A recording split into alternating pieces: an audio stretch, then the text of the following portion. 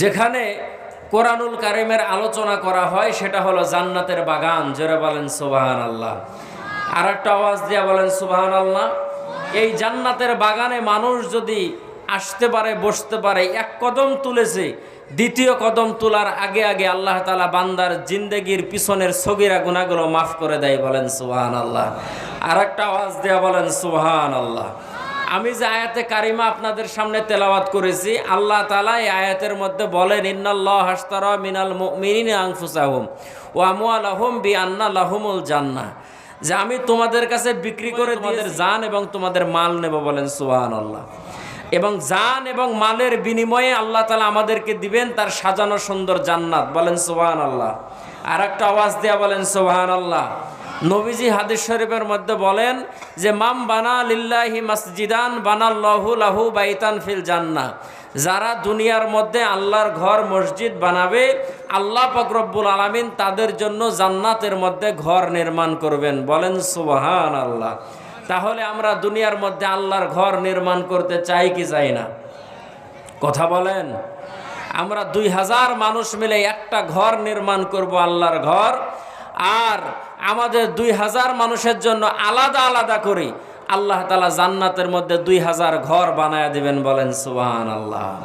এই জন্য সাহাবা একরাম রাদিয়াল্লাহু তাআলা আনহু এই সমস্ত ইবাদতগুলো করার জন্য তারা সব সময় আগ্রহের মধ্যে থাকতেন যে কোন সময় আল্লাহর নবী কোন ইবাদত করতে বলবে, সর্বপ্রথম আমি সেই ইবাদত করব, আর নেক আমলের ভাগীদার আমি সর্বপ্রথম বেশি হয়ে যাব। বলেন সুবহানাল্লাহ। সাহাবীদের মধ্যে ইবাদতের প্রতিযোগিতা ছিল যে কে কার আগে কত বেশি সুন্দর ইবাদত করে কত সুন্দর মালিকের জান্নাত হাসিল করতে পারে। বলেন সুবহানাল্লাহ। আর আমাদের মধ্যে গুনাহ করার প্রতিযোগিতা চলে। একজন কিনেছে 24 ইঞ্চি টেলিভিশন, বলে আমার 24 ইঞ্চি হবে না, আমাকে কিনতে হবে 42 ইঞ্চি। কথা বলেন জোরে, ঠিক না বা ঠিক? আমাদের মধ্যে চলে গুনার প্রতিযোগিতা। আর সাহাবা একরাম রাদিয়াল্লাহু তাআলা আনহুর মধ্যে তাদের মধ্যে চলতো ইবাদতের প্রতিযোগিতা। বলেন সুবহানাল্লাহ। সম্মানিত ভাইয়েরা আমার, আল্লাহ পাক রব্বুল আলামিন तमाम পৃথিবীর সমস্ত মানুষগুলোকে জানায়া দেয় আফা হাসিবতুম আন্নামা খলাকনাকুম আবাসা। আল্লাহ পাক রব্বুল আলামিন জানান দুনিয়ার মানুষেরা, আমি আল্লাহ পাক রব্বুল আলামিন অযথা বেহুদা দুনিয়ার মধ্যে তোমাদেরকে পাঠাই নাই। আমি আল্লাহ পাক রব্বুল আলামিন একটা উদ্দেশ্য নিয়ে দুনিয়ার মধ্যে পাঠিয়েছি। কি উদ্দেশ্য? আল্লাহ পাক রব্বুল আলামিন বলেন আল্লাযী খলাকাল মাউতা ওয়াল হায়াতা লিয়াবলুয়াকুম আইয়ুকুম আহসানু আমালা। আল্লাহ বলেন বান্দারে দুইটা কারণে তোমাদেরকে দুনিয়ার মধ্যে পাঠাইলাম। এক নাম্বার কারণ হলো ইবাদতের জন্য, দ্বিতীয় নাম্বার কারণ হলো পরীক্ষার জন্য। মোট কথা আমি আল্লাহ পাক রব্বুল আলামিন ইবাদতের পরীক্ষা নেওয়ার জন্য তোমাদেরকে দুনিয়ার মধ্যে পাঠাইলাম। ইবাদতের পরীক্ষা যে যত বেশি সুন্দর করে দিতে পারবা, আমি আল্লাহ পাক রব্বুল আলামিন তাদেরকে তত বেশি সুন্দর জান্নাত দান করব। আওয়াজ দিয়া জোরে বলেন সুবহানাল্লাহ। আল্লাহর নবী বিশ্ব নবী জনাবে মুহাম্মদুর রাসূলুল্লাহ সাল্লাল্লাহু আলাইহি ওয়াসাল্লাম যখন এই সমস্ত কথাগুলো সাহাবা একরাম রাদিয়াল্লাহু তাআলা আনহুদের সামনে বলতেন, সাহাবীদের ভিতরে আগ্রহ বেড়ে যেত। সাহাবা একরাম রাদিয়াল্লাহু তাআলা ইবাদত করার জন্য পাগলের মতো হয়ে যেত। আমার ভাইয়েরা, আমার বাবাজিরা, আল্লাহর রাসূল যখন তাদের সামনে জান্নাতের বর্ণনাগুলো করত, মনে হয় যেন সাহাবা একরাম নিজের চোখে জান্নাতগুলো দেখতে পেতেন। আবার যখন নবীজি আমার জাহান্নামের কথা বলতেন, তখন যেন তাদের সামনে জাহান্নামের চিত্রগুলো কেমন যেন ভেসে উঠত। এই জন্য সাহাবীদের জীবনী খোলেন না কেন, হযরত উসমান রাদিয়াল্লাহু তাআলা আনহু কবরের পাশ দিয়ে গেলে হযরত উসমান বেহুশ হয়ে জমিনের মধ্যে পড়ে যেত। সাহাবা একরাম রাদিয়াল্লাহু তাআলা আনহু হযরত উসমান রাদিয়াল্লাহু তাআলা আনহুকে ডাক দিয়া বলতো, রে উসমান, কবর দেখলে আপনি বেহুশ হয়ে জমিনের মধ্যে পড়ে যান, কারণটা কি? হযরত উসমান ডাক দিয়া বলতো, মৃত্যুর পরে সর্বপ্রথম জায়গা হলো মানুষের জন্য কবর। কবরে যদি কারো সঙ্গে ভালো ব্যবহার করা হয়, পরবর্তীতে তার সঙ্গে ভালো ব্যবহারের আশা করা যায়। কিন্তু কবরের মধ্যে কারো সঙ্গে যদি খারাপ ব্যবহার করা হয়, পরবর্তীতে তার সঙ্গে ভালো ব্যবহারের আশা করা যায় না। আমি উসমান জানি না মৃত্যুর পরে কবরের মাটি আমার সঙ্গে কি ব্যবহার করবে। মৃত্যুর পরে কবর আমার সঙ্গে কি ব্যবহার করবে। এই জন্য কবর দেখলে আমি চিন্তায় বেহুশ হয়ে পড়ে যাই, পেরেশানির মধ্যে পড়ে যাই। আমার ভাইয়েরা, আমার বাবাজিরা, একান্ত আপনজনেরা আমার, কিন্তু হযরতে উসমান রাদিয়াল্লাহু তাআলার জীবনী থেকে আমরা যদি একটু জানতে চাই যে উসমানের আমলনামাটা কেমন ছিল। আশারে মুবাশশারা 10 জন যে জান্নাতের সুসংবাদ প্রাপ্ত সাহাবী ছিল, তাদের মধ্যে একজন ছিলেন হযরতে উসমান। আওয়াজ দিয়ে জোরে বলেন মারহাবা। জান্নাতের সুসংবাদ পাওয়ার পরে কেন হযরত উসমান রাদিয়াল্লাহু তাআলা কবরের কাছে যাওয়ার পরে চিৎকার দিয়ে বেহুশ হয়ে পড়ে যেতেন? আমার ভাইয়েরা, বুঝতে হবে তাহলে কবর খুব একটা ভালো জায়গা না। কবর এমন একটা জায়গা, যেই জায়গায় যাওয়ার পরে মানুষ যতটা অসহায় হয়, পৃথিবীর মধ্যে এরকম কোনো অসহায় অবস্থা জায়গা নাই।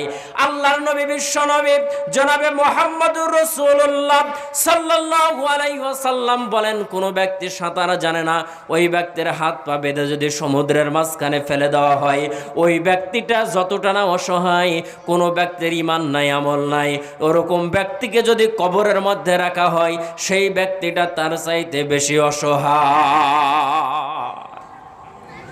সম্মানিত ভাইয়েরা আমার, আমাদেরকে দুনিয়ার জমিন থেকে বিদায় নিয়ে চলে যেতে হবে, কিন্তু দুনিয়ার মায়া মহাব্বত এতটাই আমাদের অন্তরের মধ্যে বেশি যে আমাদের চলাফেরা দেখে মনে হয় না যে দুনিয়ার জমিন থেকে বিদায় নেব।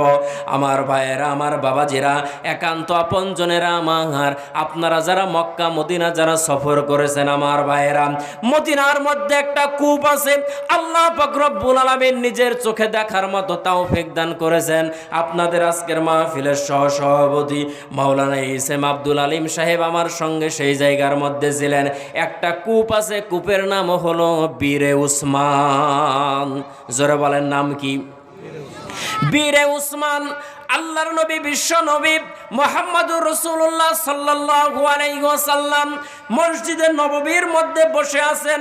একদল সাহাবী আল্লাহর রাসূলের কাছে আসার পরে বলল, ইয়া রাসূলুল্লাহ, ইয়া হাবিবাল্লাহ, কাফেরের একটা কূপ আছে গো আল্লাহর নবী, এই কূপ থেকে আমাদেরকে পানি নিতে দেয় না, এই কূপ থেকে আমাদেরকে পানি খেতে দেয় না। ইয়া রাসূলুল্লাহ, ইয়া হাবিবাল্লাহ, কাফের আমাদেরকে বড় ডিস্টার্ব দেয়, পানি নেওয়ার জন্য গেলে আমাদের কাছে টাকা পয়সা চাই গো আল্লাহর নবী, আমরা গরিব মানুষ, আমাদের টাকা পয়সা নাই, খাবার আমরা কিনে খেতে পারি না, আর এর ভিতরে আমাদেরকে যদি পানি কেনার জন্য যদি টাকা দিতে হয়, টাকা কোথায় পাবো? এই কথা শোনার পরে আল্লাহর নবী চোখের পানি ছেড়ে দিয়ে কান্না শুরু করলেন। হযরতে উসমান রাদিয়াল্লাহু তাআলা কোথা থেকে যেন আল্লাহর নবীর কাছে আসতেছিলেন। আল্লাহর নবীকে ডাক দিয়ে বললেন, ইয়া রাসূলুল্লাহ, ইয়া হাবিবাল্লাহ, গো আল্লাহর নবী, কিসের জন্য আপনি চোখের পানি ছেড়ে দিয়ে কাঁদেন?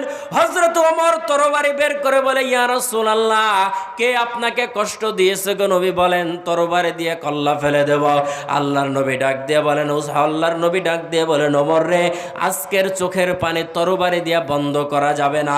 এরে উসমান, আমার মন বলে তুমি আমার চোখের পানি বন্ধ করতে পারবা রে উসমান। হযরত উসমান ডাক দিয়ে বলেন, ইয়া রাসূলুল্লাহ, বলেন তো দেখি আপনার চোখের পানি বন্ধ করার জন্য কি করা প্রয়োজন?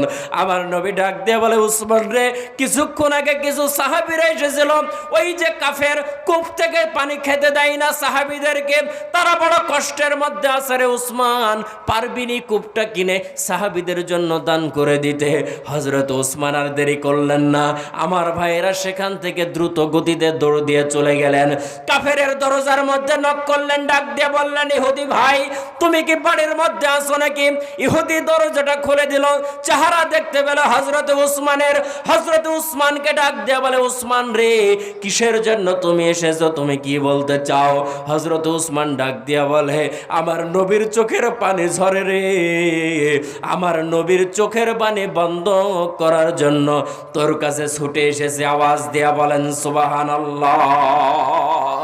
নবীজির কথা শুনিয়া, নবীজির কথা শুনিয়া সবাই কান্দে, নবীজির কথা শুনিয়া, নবীজির কথা শুনিয়া সবাই কান্দে, কিন্তু নবীর সমাজ গড়ার কাজে যত দ্বন্দ্ব মনে বাঁধে।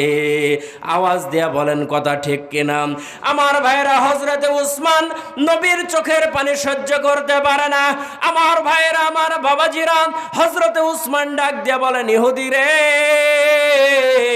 আমার নবীর চোখের পানি ঝরতেছে রে ইহুদি, আমার নবীর চোখের পানি ঝরে। ইহুদি ডাক দিয়ে বলতেছে, কেন তোমার নবী কান্দে? ইহুদি রে, তোর বাড়ির সামনে যে কূপটা আছে, কূপটা বিক্রি করবি কিনা বল। ইহুদি ডাক দিয়া বলে, না, কূপটা বিক্রি করব না, কূপটা আমার বাড়ির কাছে আমার বড় পছন্দের।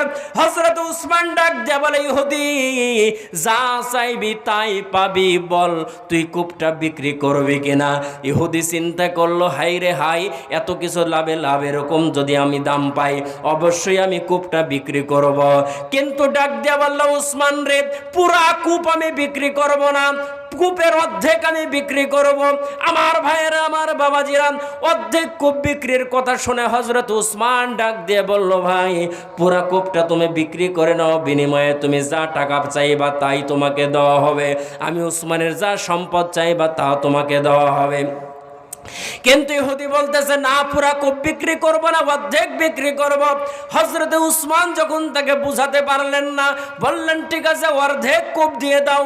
আমার ভাইয়েরা, আমার বাবাজিরা, অর্ধেক কূপের দলিল নিয়া হযরতে উসমান রাদিয়াল্লাহু তাআলা আনহু আল্লাহর নবীর কাছে আসলেন। ডাক দিয়া বললেন, ইয়া রাসূলুল্লাহ, ইয়া হাবিবাল্লাহ, টাকা দিয়েছি গো নবী, আর অর্ধেক কূপ নিয়েছি। ইয়া রাসূলুল্লাহ, ইয়া হাবিবাল্লাহ, চোখের পানি বন্ধ করেন।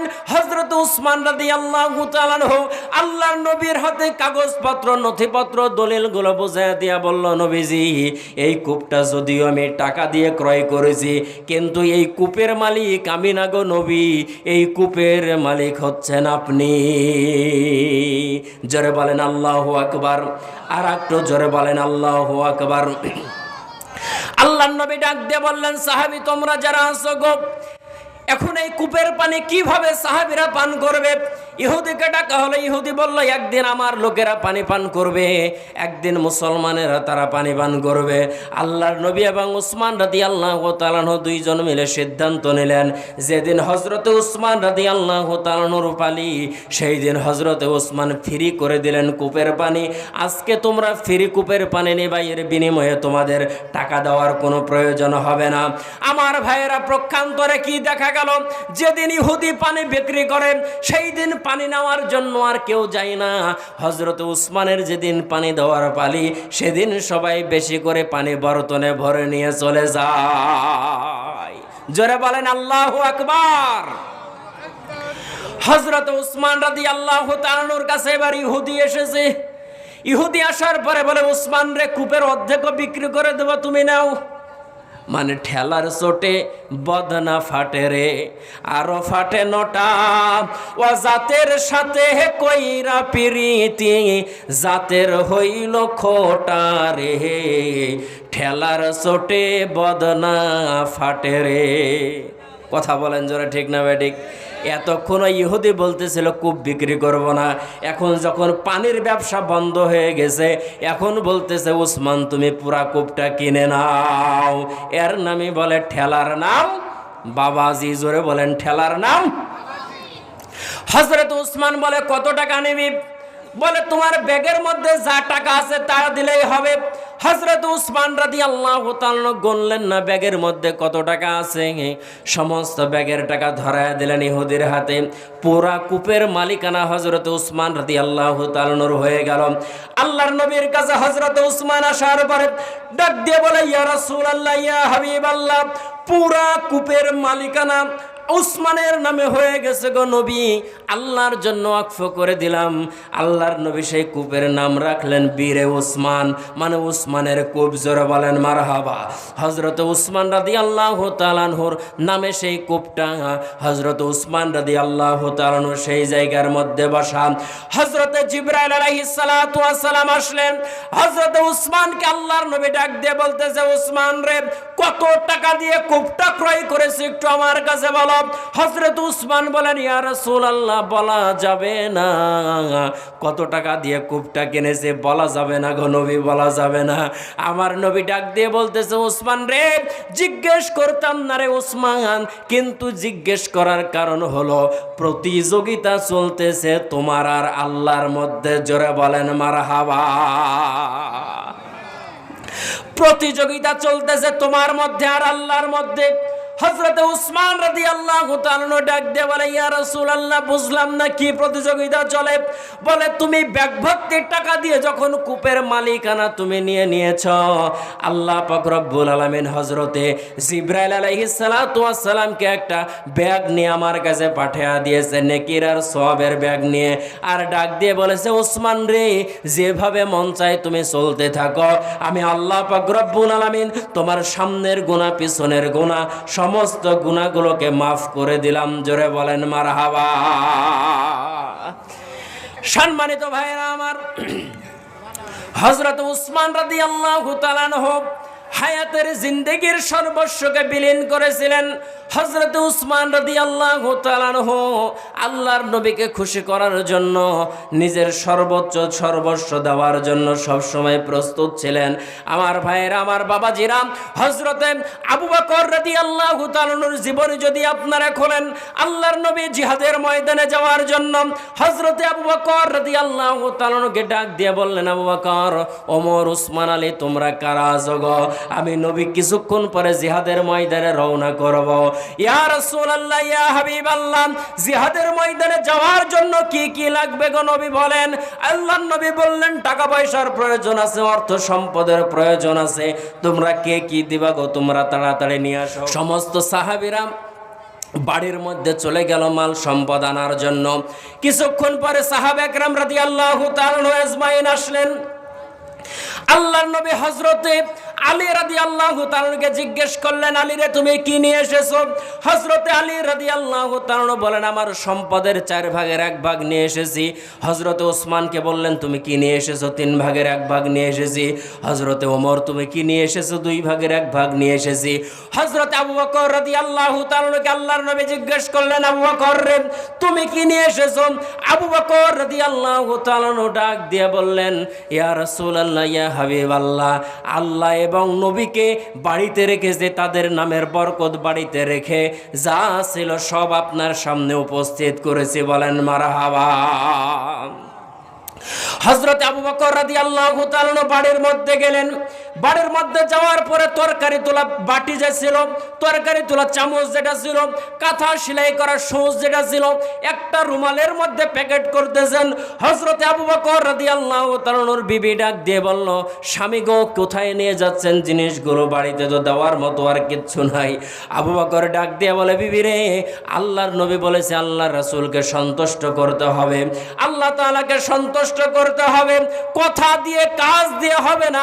আজকে সম্পদ দিয়ে আল্লাহ তাআলাকে খুশি করতে হবে, তার রাসূলকে খুশি করতে হবে। এই জন্য আমার ঘরের মধ্যে তো দিতে দিতে আমার 11টা কাপড়ের দোকান ছিল, সবগুলোই দিয়ে দিয়েছি, আর দেওয়ার মতো কিচ্ছু নাই। এখন ঘরের মধ্যে যা আছে সবগুলো আমি প্যাকেট করে নিলাম। পর্দার অন্তরালের মা বোনেরা, দিলের কান দিয়ে শুনবেন গো মা, আপনাদের মতো একজন মহিলা ছিল হযরতে আবু বকরের স্ত্রী, আপনাদের মতো একজন মহিলা ছিল। আবু বকরের স্ত্রী ডাক দিয়ে বলতেছেন, স্বামী গো, আমি শুনেছি মদিনার মহিলারা আল্লাহর নবীর মহব্বতে, আল্লাহর জন্য, দিনের জন্য, ইসলামের জন্য তারা গলার মালা, হাতের বালা, কানের দুল, নাকের ফুলগুলো খুলে খুলে ইসলামের জন্য দান করে দেয়। আমি এত একজন মহিলা, আমারও তো মনে চাই ইসলামের জন্য কিছু দেওয়ার জন্য। হযরত আবু বকর ডাক দিয়ে বলেন, বিবি রে, ইসলামের জন্য কি দিবি? দেওয়ার মতো তো তোর কিচ্ছু নাই। হযরত আবু বকরের বিবি ডাক দিয়ে বলতেছেন, স্বামী গো, স্বামী গো, আল্লাহর রাসূলের রুমাল আমি খালি ফেরত দেব না, একটু অপেক্ষা করো। খাটের উপরে খেজুর পাতার একটা পাটি ছিল, খেজুর পাতার পাটিটা হযরত আবু বকরের বিবি নিজের শরীরের মধ্যে লাগায়া নিজের পরনের কাপড়টা খুলে আল্লাহর রাসূলের রুমালের মধ্যে দান করে দিলেন। আবু বকর ডাক দিয়ে বলতেছেন, বিবি রে, এই কাপড়টা জিহাদের ময়দানে কি কাজে আসবে? হযরত আবু বকরের বিবি ডাক দিয়ে বলতেছেন, স্বামী আমার, জিহাদের ময়দানে সাহাবীরা যখন তীরের আঘাতে, বল্লমের আঘাতে, বর্ষার আঘাতে যখন আহত হয়ে পড়ে যাবে, তাদের রক্ত বন্ধ করার জন্য আমার কাপড়টা ছিঁড়ে ছিঁড়ে তাদের ব্যান্ডেজের কাজে লাগবে। জোরে বলেন সুবহানাল্লাহ। আল্লাহর নবীর সামনে যখন হযরতে আবু বকর সেই টুপলাটা যখন নিয়ে এসেছে, রুমালটা নিয়ে এসেছে, প্যাকেটটা খোলার সঙ্গে সঙ্গে দেখলেন একটা মহিলা মানুষের কাপড়। আল্লাহর রাসূল হযরতে আবু বকরকে ডাক দিয়ে বলতেছেন, আবু বকর, এই কাপড়টা কে দান করেছে? হযরতে আবু বকর মাথাটা নিচু করে ডাক দিয়ে বলে, ইয়া রাসূলুল্লাহ, আমার স্ত্রী দান করেছে। হযরতে জিবরাইল আলাইহিস সালাতু ওয়াস সালাম তৎক্ষণাৎ আল্লাহর নবীর কাছে আসলেন। আল্লাহর নবী হযরতে জিবরাইলের দিকে তাকায় দেখেন জিবরাইলের পরনের মধ্যে জান্নাতি পোশাক নাই, খেজুর পাতার পোশাক লাগানো। আল্লাহর নবী ডাক দিয়ে বললেন, জিবরাইল রে, তোমার পোশাক পরনে যে জান্নাতি পোশাক ছিল সেটা কোথায়? হযরতে জিবরাইল ডাক দিয়ে বলেন, ইয়া রাসূলুল্লাহ, ইয়া হাবিবাল্লাহ, শুধু আমার পরনে নয়, আমি সহ আসমান এবং জমিনের মধ্যে যতগুলো ফেরেশতা আছেন, আল্লাহর আরশ বহনকারী যতগুলো ফেরেশতা আছেন, আল্লাহ পাক রব্বুল আলামিন হযরতে আবু বকরের স্ত্রীর সম্মানার্থে ডাক দিয়ে বলেছেন, আজকের জন্য জান্নাতি পোশাক খোলো, খেজুর পাতার পাটের পোশাক পরো, কারণ ইসলামের জন্য আবু বকরের স্ত্রী তার পরনের কাপড় দান করে দিয়েছে। জোরে বলেন মারহাবা। আমার ভাইয়েরা, আমার বাবাজির একান্ত আপনজনেরা, আমার হযরত উসমান রাদিয়াল্লাহু তাআলা নিজের সর্বস্বকে দান করলেন ইসলামের জন্য। হযরতে আবু বকর রাদিয়াল্লাহু তাআলা নিজের সর্বস্বকে উজাড় করে দিলেন ইসলামের জন্য। এখন যদি আপনাদের সামনে বলি, হযরতে উসমানের মতো কারা কারা দান করবেন, হযরতে ওমরের মতো কারা কারা দান করবেন, হযরতে আবু বকরের মতো কারা কারা দান করবেন, এরকম বীর মুজাহিদ এখানে পাওয়া যাবে কি যাবে না? কথা বলেন, পাওয়া যাবে কি যাবে না?